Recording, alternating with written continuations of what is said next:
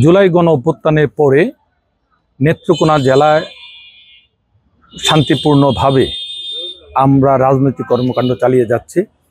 হয়তো 5ই আগস্ট হয়তো বা বিচ্ছিন্নভাবে হয়তো দুই একটি ঘটনা ঘটেছে, সেটাও পরবর্তীতে আমাদের তারেক রহমান সাহেবের নির্দেশে আমরা কঠোর অবস্থান নিয়েছি এবং নেতাকর্মীদেরকে কঠোর অবস্থান জানিয়ে দিয়েছি দলের পক্ষ থেকে। কেউ যদি ব্যক্তিগত আক্রোশ চরিতার্থ করার জন্য কোনো ধরনের বিশৃঙ্খলা সৃষ্টি করে, দলীয়ভাবে তাদের বিরুদ্ধে সাংগঠনিক ব্যবস্থা গ্রহণ করা হবে। এবং আপনারা জানেন ইতিমধ্যে বেশ কয়েকজনের বিরুদ্ধে সাংগঠনিক ব্যবস্থা গ্রহণ করা হয়েছে নেত্রকোনা জেলায়, এবং তার পরিপ্রেক্ষিতে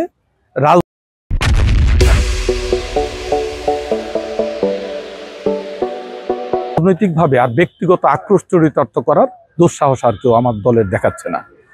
আপনারা জানেন যে বিশেষ করে গত 17 বছরে 39 বার আমাদের নেত্রকোনা জেলা বিএনপি কার্যালয়ে ভাঙচুর করা হয়েছে, অগ্নিসংযোগ করা হয়েছে। আমরা কিন্তু আমার বিএনপির অফিসের পাশেই আওয়ামী লীগের কার্যালয়, আমরা কিন্তু আওয়ামী লীগের অফিস ভাঙচুর করি নাই, অগ্নিসংযোগ করি নাই। এতেই প্রমাণিত হয় আমরা শান্তিপ্রিয় রাজনীতিতে বিশ্বাস করি এবং আগামীতেও শান্তিপ্রিয়ভাবে রাজনৈতিক কর্মকাণ্ড পরিচালনা করতে চাই। আগামী জাতীয় সংসদ নির্বাচনে তারাই নির্বাচন বয়কট করতে চায় যাদের জয়ের কোনো সম্ভাবনা নেই, তারাই নির্বাচন বানচাল করতে চায় যাদের জয়ের কোনো সম্ভাবনা নেই। আমরা দৃঢ়ভাবে বিশ্বাস করি গণতান্ত্রিক আন্দোলনে 17 বছর আমরা অসংখ্য লোক শাহাদত বরণ করেছে। জুলাই আগস্টের গণ অভ্যুত্থানেও নেত্রকোনা জেলায় 17 জন শাহাদত বরণ করেছে। এই 17 জন বিএনপির নেতাকর্মী, কেউ শ্রমিক দলের, কেউ যুব দলের, কেউ বিএনপির খেটে খাওয়া মানুষ। আজকে যারা বলে জুলাই গণ অভ্যুত্থানে বিএনপির অবদান নেই, তাদেরকে বলতে চাই যে সারা বাংলাদেশে যাওয়ার প্রয়োজন নেই, আমার নেত্রকোনা জেলায় আসেন, এসে দেখে যান যে শাহাদত বরণকারী 17 জনের মধ্যে কেউ কিন্তু ছাত্র ছিল না, প্রত্যেকেই যুবক, পৌর এবং আমাদের বিএনপির নেতাকর্মী। এতেই প্রমাণিত হয় যে আমরা জুলাই গণ অভ্যুত্থানে তারেক রহমান সাহেবের নির্দেশে আমরা সর্বাত্মকভাবে মাঠে ছিলাম। আমরাই শুধু ছিলাম না, আমার গাড়ির চালক, আমার কাজের গৃহকর্মীও অসংখ্য জুলাই যোদ্ধাদেরকে পানি খাইয়ে তাদের সেবা দিয়েছে। আমি মনে করি সেই আমার যে গৃহকর্মী, সেও একজন জুলাই সংগ্রামের যোদ্ধা। এবং আমি মনে করি বাংলাদেশ যতদিন থাকবে এই জুলাই আন্দোলনে যারা শাহাদত বরণ করেছে, যারা আহত হয়েছে, তাদের নাম স্বর্ণাক্ষরে লিখিত থাকবে। এবং আমি জোরালো দাবি জানাই সরকারের প্রতি যে যারা নিহত হয়েছে, আহত হয়েছে, তাদের জন্য আজীবন যেন সম্মানের ব্যবস্থা করা হয়। মুক্তিযোদ্ধারাও আমাদের বীর সন্তান, জুলাই আন্দোলনে যারা শাহাদত বরণ করেছে তাদেরও আমাদের বীর সন্তান।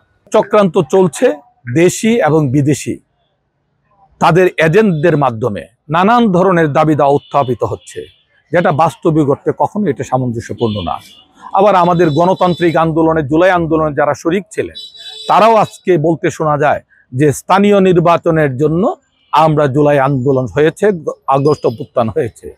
বাস্তবিক অর্থে আমরা একটা গণতান্ত্রিক সরকার নির্বাচিত করার জন্য, ভোটাধিকার প্রয়োগ করার জন্যই আমরা কিন্তু এই আন্দোলনে আমরা এদেশের মানুষ অংশগ্রহণ করেছে।